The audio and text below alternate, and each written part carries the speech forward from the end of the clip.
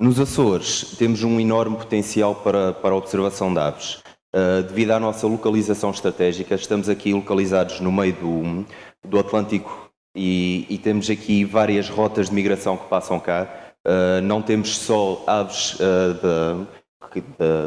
de origem europeia, temos também aves americanas que também passam cá pelas nossas ilhas, nas suas rotas de migração. Geralmente observamos mais aves depois de um temporal, porque as aves vêm nas suas rotas de migração, são apanhados pelo mau tempo e acabam por parar cá nas nossas ilhas, para onde habitualmente, se não tivessem apanhado esse mau tempo, passariam sempre. Mas como estão cá, estão passando, apanham o mau tempo e então param para descansar, para obter algum alimento.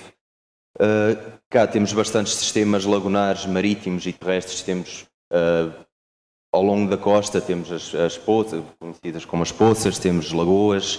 São tudo zonas que proporcionam uma grande abundância de alimento para estas aves. E temos também, nos Açores, não somos uma região sobredesenvolvida. Temos isso, o nosso fraco desenvolvimento urbanístico faz com que tenhamos grandes áreas naturais onde é possível observar estas aves. E os Açores também têm uma avifauna bastante abundante. A nossa própria avifauna é muito rica em endemismos. Temos uma espécie endémica que já foi falada aqui, já vou falar um bocadinho mais à frente, e temos várias subespécies endémicas. São espécies que são as mesmas do continente, que vieram cá parar e adquiriram características muito próprias. Temos então o priolo, que é a tal espécie que é endémica só dos Açores, e ainda assim nos Açores só existe numa zona no Nordeste, em São Miguel. É uma das aves mais ameaçadas do mundo. Temos talvez a mais emblemática, o milhafre. A estrelinha de polpa, que é a ave mais pequena da Europa, e cá nos Açores temos 3 subespécies endémicas. Temos uma só de Santa Maria, a Regulus santamaraiae. Temos uma só de São Miguel, a Regulus azurensis. E temos a inermis, que é endémica das restantes ilhas. Temos também o canário da terra, que é endémico da zona da região biogeográfica da Macarronésia, o canário atlântico. O melro preto, que também é uma subespécie endémica. E depois temos outras ocorrências que podem ser observadas cá. Temos a garça real, que é possível de observar na costa. Nas lagoas também têm sido bastante observadas, na Lagoa do Landroal, na Lagoa do Capitão, na Lagoa do Caiado. Temos a garça branca pequena, que também vê-se com alguma frequência nas nossas costas, sobretudo entre setembro e abril, março. Temos o maçarico galego, que também durante este mesmo período de tempo também é fácil de observar. A narceja, que é observada no mato, é uma espécie com grande potencial cinegético. É muito apreciada pelos caçadores. E cá no Pico temos um dos melhores sítios para observar e para caçar narcejas, que é a zona do Planalto Central.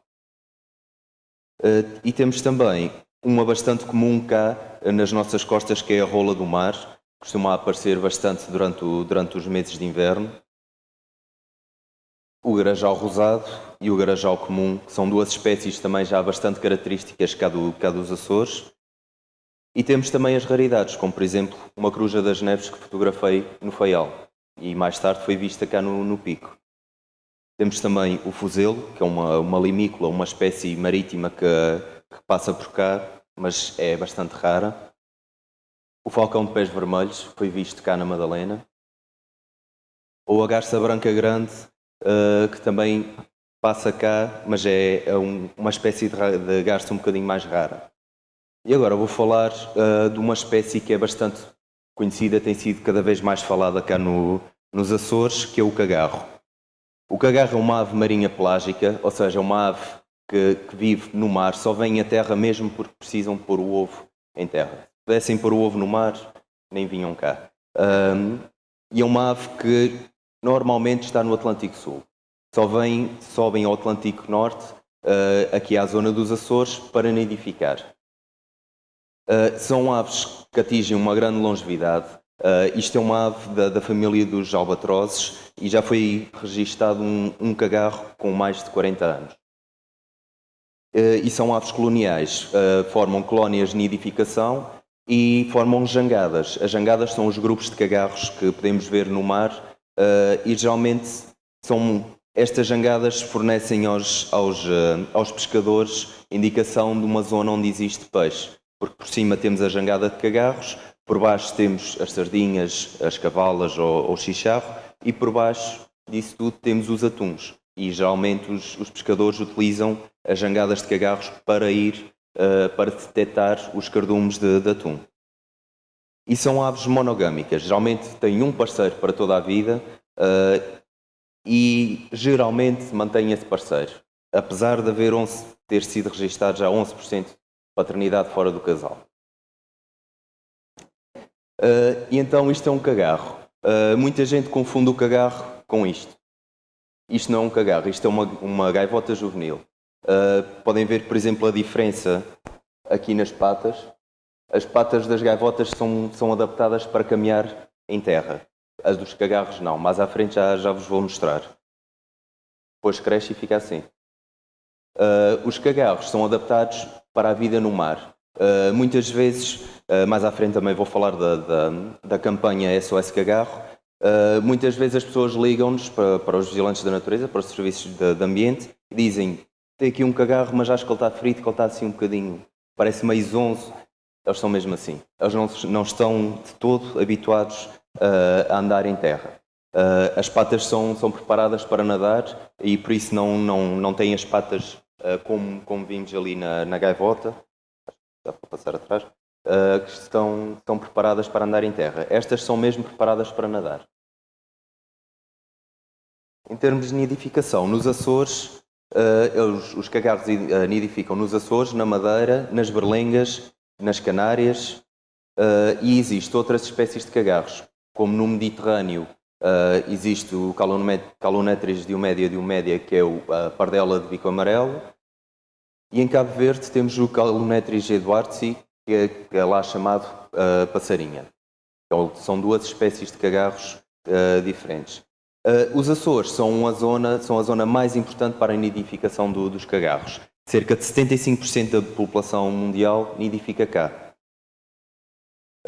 Tem uma época de reprodução de março até maio. Já começamos a registrar cagarros cá nas nossas costas, a se aproximar da costa e das colónias. Mais ou menos finais de janeiro, fevereiro já se consegue ouvir alguns cagarros, mas o pico da época de reprodução é entre março e maio. Em outubro e novembro, os juvenis abandonam o ninho. E é nesta altura que esta espécie é mais vulnerável, porque os juvenis estão a sair do ninho, não têm a experiência dos adultos e então param nas estradas e é aí que há o maior perigo de serem atropelados. Também no ninho podem ser predados, pode haver predadores que vão lá matar as crias. E o ninho é feito, por acaso, o ninho é feito em zonas rochosas. O cagarro não faz propriamente um ninho. O cagarro escolhe um sítio, geralmente as nossas ilhas, e especialmente o Pico, são muito boas para estes ninhos, porque temos muitos pequenos tubos lávicos, onde eles podem fazer um ninho à brigada. Se não encontrarem uma reentrância, uma pequena gruta, põem um ninho fazem um ninho numa zona abrigada, no meio de ursos, por exemplo, já foi visto. Simplesmente põem um ovo e pronto, é assim que eles fazem o ninho. E temos então aqui uma cria com cerca de 2 semanas de vida. Esta cria já é deste ano, foi fotografada há 3 ou 4 dias, por isso ela não está muito maior do que isto. E podem ver que quando nascem estão cobertas por penugem, ainda não têm as penas definitivas, não podem voar desta maneira. Quando saem do ninho, os cagarros juvenis muitos deles são maiores até que os próprios pais, porque estão a receber comida muito rica em gorduras e proteínas e então têm um crescimento muito rápido. E alguns dos cagarros que recolhemos durante a campanha ainda exibem alguma desta penugem. Temos então aqui um exemplo de uma colónia de nidificação. Esta é a zona do Castelete, na ponta da ilha.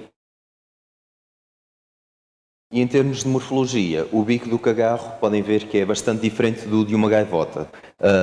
Este bico... Ops, carro não errado. Este bico é preparado para capturar peixe vivo.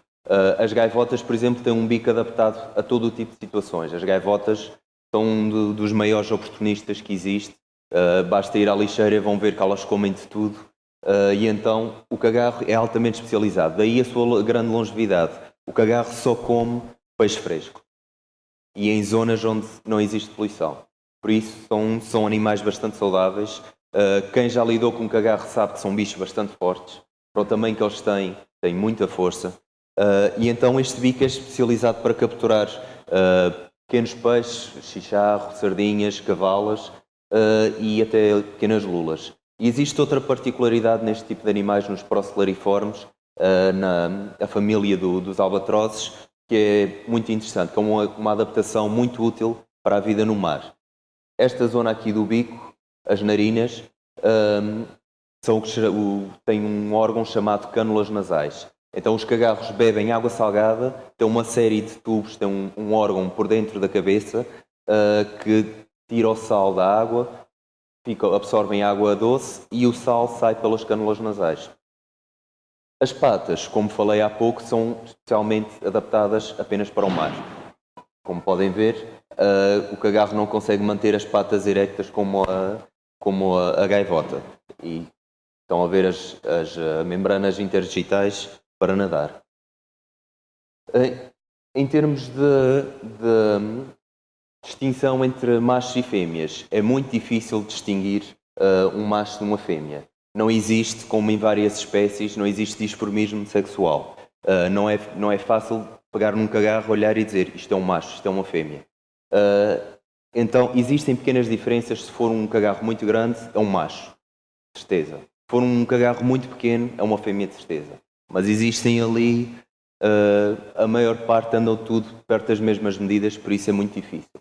E então as maneiras mais fáceis, as maneiras possíveis de identificar é através da análise da ADN, que é um bocado mais caro, um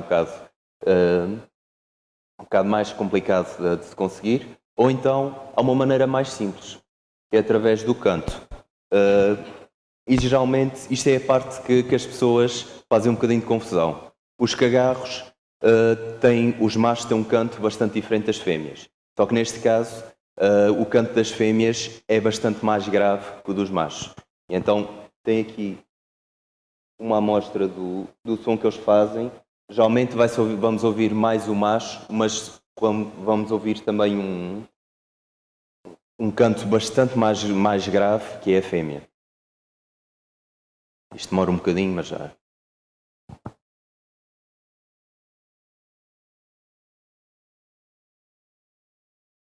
Aqui são os machos.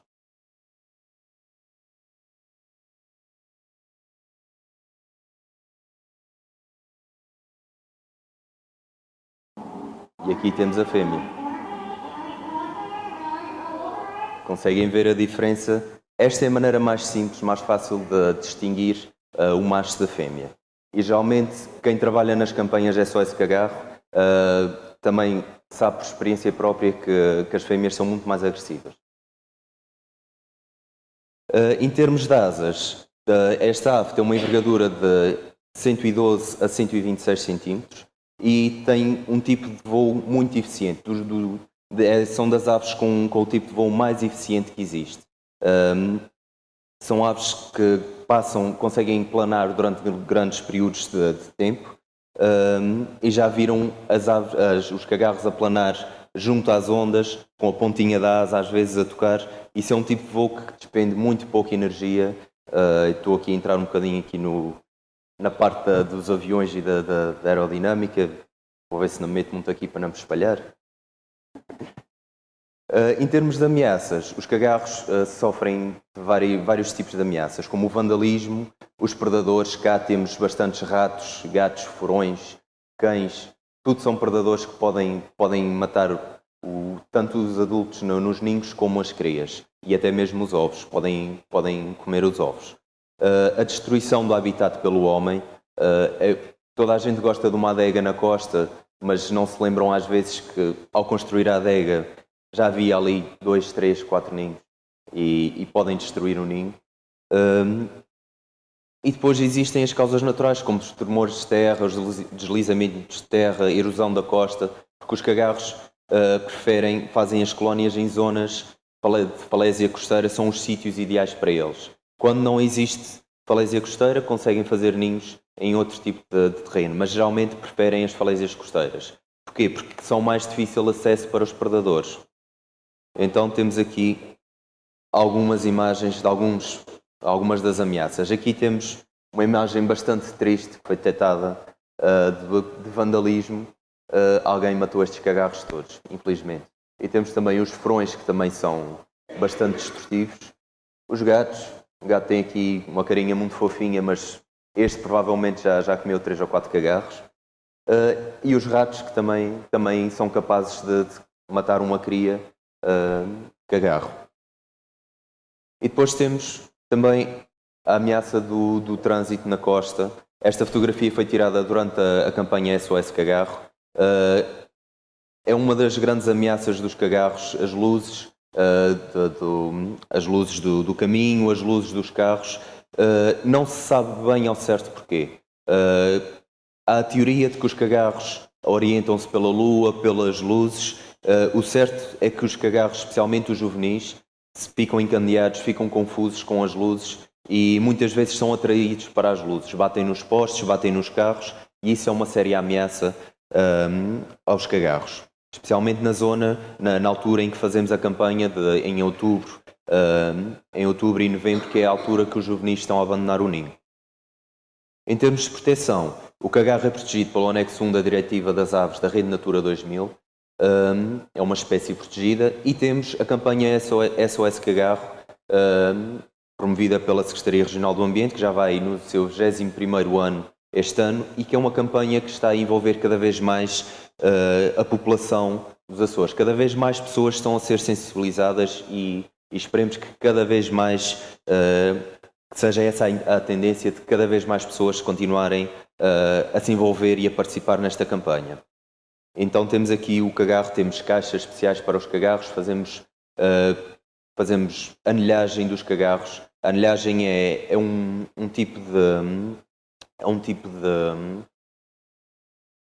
método de investigação científica muito eficaz, porque permite-nos recolher muitos tipos de dados, como as deslocações, a idade.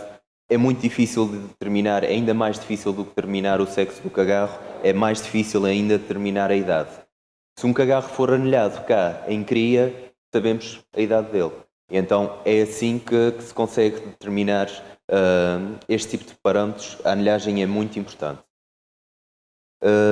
A utilização de localizadores de GPS também é muito importante. Por exemplo, conseguiu-se determinar no corvo que um cagarro, geralmente o casal divide as tarefas no ninho, fica um a cuidar enquanto o outro sai, pode sair até 2, 3 semanas e depois vão-se revezando para arranjar alimento e eles vão até onde for preciso para arranjar alimento. Já foi detectado um cagarro que saiu do corvo e durante essas 2 semanas foi ao Círculo Polar Ártico, ao largo do Canadá, e voltou para cá para baixo para o corvo. E já houve casos, ao contrário, de saírem da zona dos Açores e irem perto do Equador e voltarem para cima. Tudo nestas 3 semanas, 2, 3 semanas.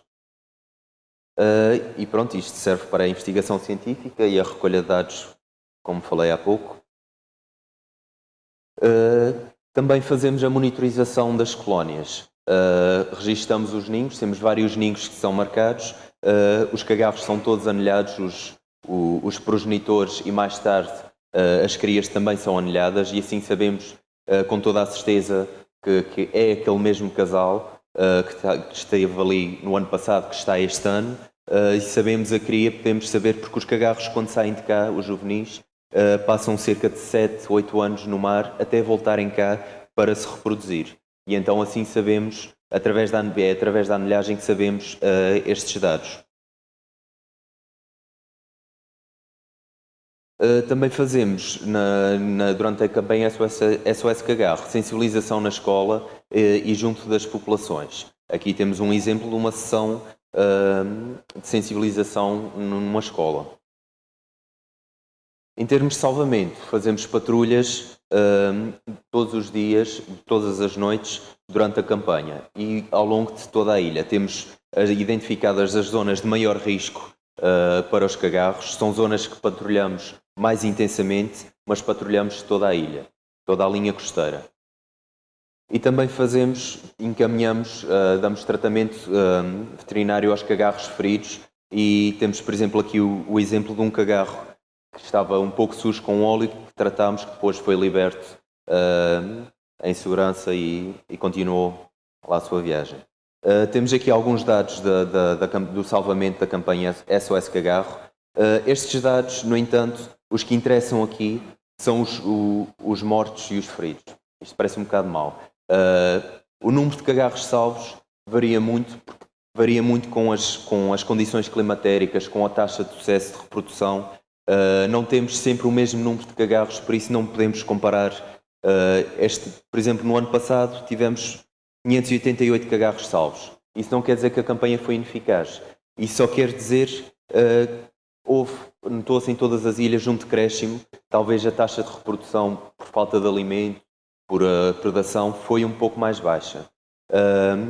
Mas em contrapartida tivemos menos mortos que os anos anteriores e menos feridos. Pronto, o ano passado tivemos menos um. O que quer dizer que a campanha está a ter eficaz, que as pessoas estão sensibilizadas e que têm mais cuidado.